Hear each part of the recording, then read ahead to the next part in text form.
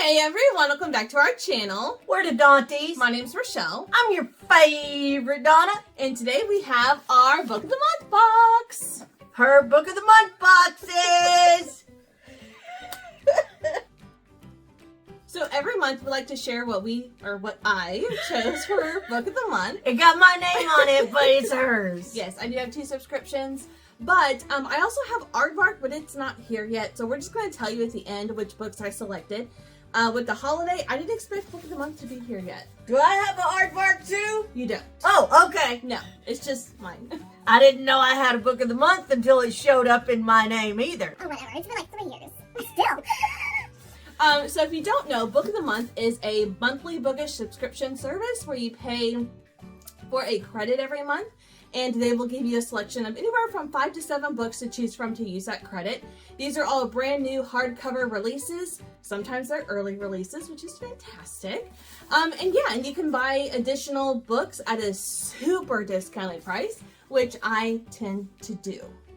So I'm going to leave our referral link down below if you want to check them out for yourself, as well as the website so you can see all of their selections. And it's been like 3 years since we've been with them and absolutely love them so much. So we're going to get into our April Book of the Month boxes. I go first. Okay, you go for it. Annie Knows Everything by Rachel Wood. What does Annie know?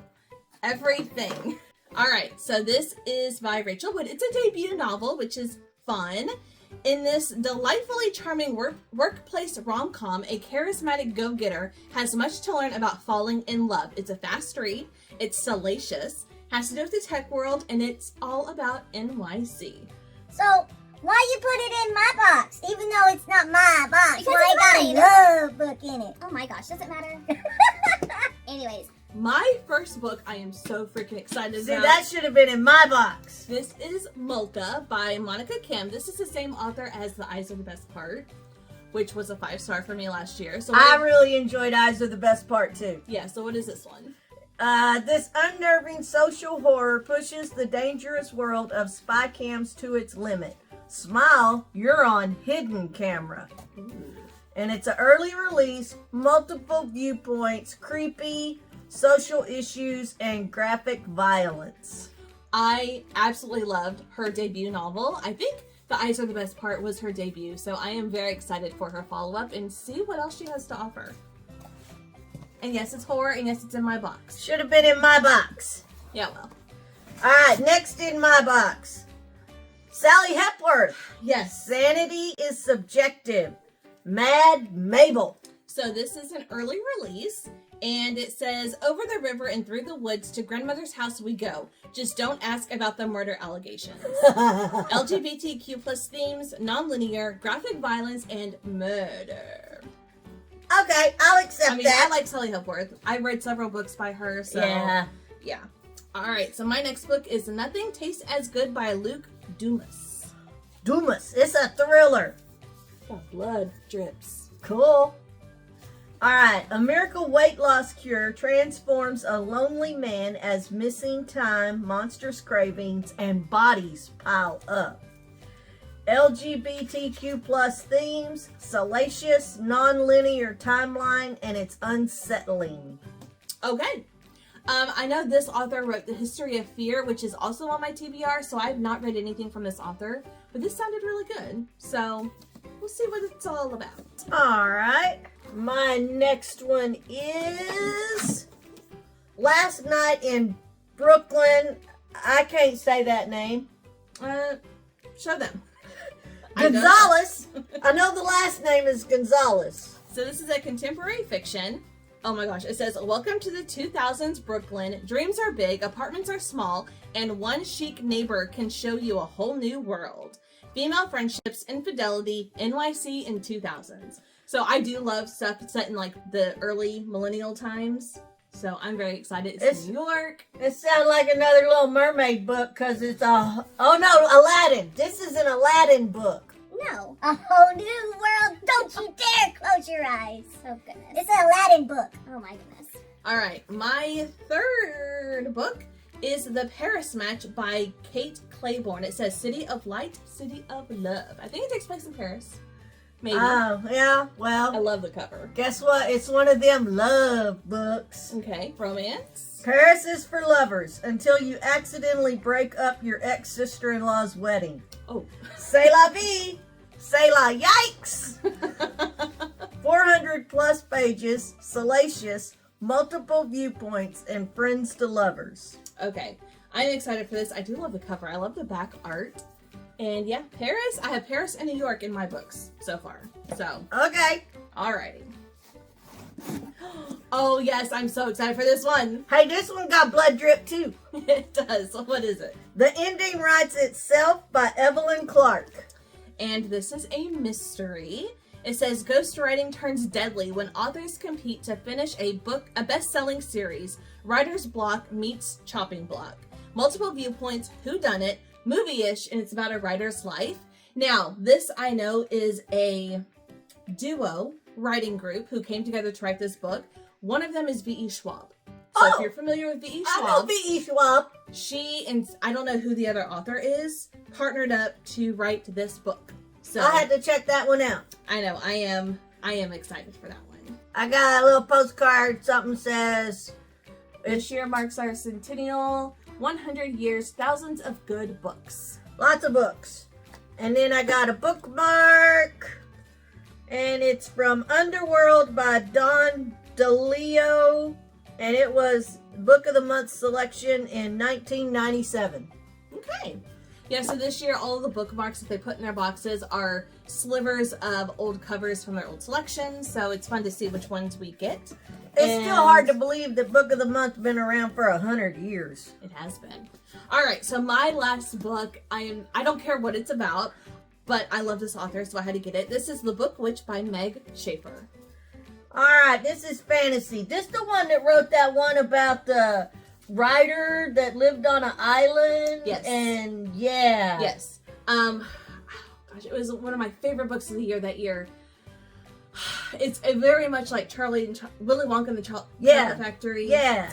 Oh gosh, and I have it, and then the second one was like a Lion, the Witch, and the Wardrobe retelling. Yeah, so what is this one gonna be? I don't know. You tell me. I have no idea. All right, when her grandfather goes missing, a witch with the power to jump into stories teams up with a dashing fictional duke. It's got romance, it's action-packed, it's a light read, and it's a book about books. Yes. Okay. All of them Meg have Schaefer. had a little bit of romance, so hopefully it won't have a whole lot of romance. Yeah, I think her first one didn't have a lot. It had a was little very bit. subtle. Yeah. So I have the exact same bookmark, and I have the same thing here. So it says we've been in the business of news since 1926, introducing readers to fiction we believe in, backing bold new voices, and spotting early on titles that have stood the test of time. The prevailing belief is that young people's brains are turning to mush. That fiction is finished, that nobody reads anymore. We disagree. Writers are still writing great books, and a remarkable number of us are still reading them. For the last 100 years, we've been shaping a more curious and thoughtful culture. Somewhere in the long run of months that made up a century, you joined in. The next 100 years of great fiction starts right now. It's in your box today, and it'll be there next month too. We can't wait to see what you choose next. So that is a sweet little note that they put on there. Before we look at Aardvark, this is going to drive me crazy. I need to search up Meg Schaefer, The Wishing Game. Oh, yeah, it was called The Wishing Game. Yeah, The Wishing Game was her debut. That was a Willy Wonka story. And then The Lost Story, which was like a take on The Lion, the Witch, and the Wardrobe. Yeah, So, that's where, yeah, I remember that one too. all right, so what did I choose for Aardvark this month? All right, so you chose Japanese Gothic by Kylie Lee Baker. Which is the same author as Bat Eater. I remember Bat Eater. I loved this book. I think I gave it 5 stars last year. So this is her second horror novel. All right, in this lyrical, wildly inventive horror novel, interwoven with Japanese mythology, 2 people living centuries apart discover a door between their worlds. Ooh, Okay. So that's her newest one. It's called Japanese Gothic. Oh, I cannot wait to get my hands on it. I'm so excited to read that one. All right. The next one I chose is... Love Galaxy by Sierra Branham. Okay. Well, let me guess. It's one of them love books. I don't know. Yeah, it's a debut novel. It's a sci-fi romance LGBTQIA+. Okay.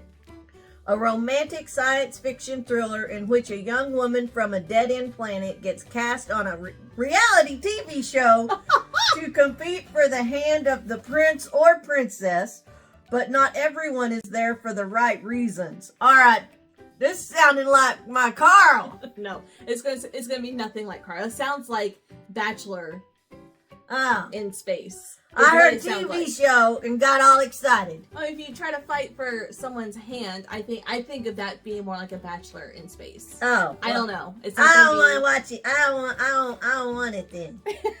All right, and the third book that I chose from Aardvark is Love by the Book by Jessica George. This Okay. is a contemporary fiction. okay. Friendship is the love story you can count on.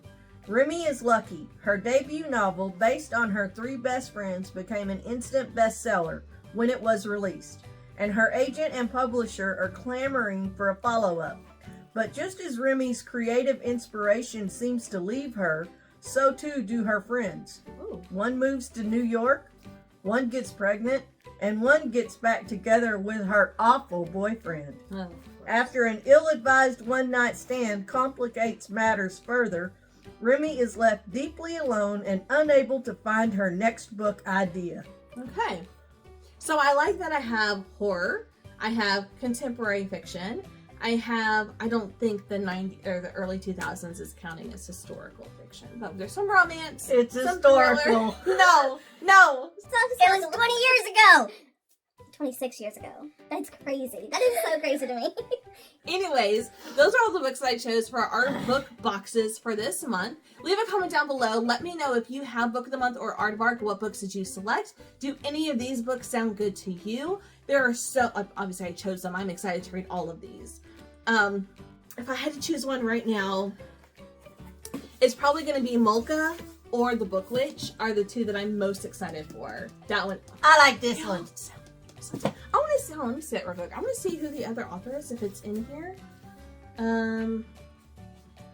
It might be in the acknowledgements. Oh wait, hello on the back cover. V.E. Schwab and Kat Clark. Huh. So, Kat Clark is a longtime friend of V.E. Schwab, and she is a screenwriter. Oh, So okay. they teamed up together to write this book. Okay. I wonder if the E in V.E. Schwab stands for Evelyn. Victoria Evelyn? Probably. Schwab? Probably. Because Clark is the other lady's name. And Last name. sometimes she writes under Victoria Schwab. She does. So yeah, I bet it does stand for Evelyn. Anyways, I'm so excited for a lot of these. So let us know what you guys think, what you selected, what you're excited to read this month. And I'm going to leave all of the links down below to both Aardvark and Book of the Month if you want to check them out.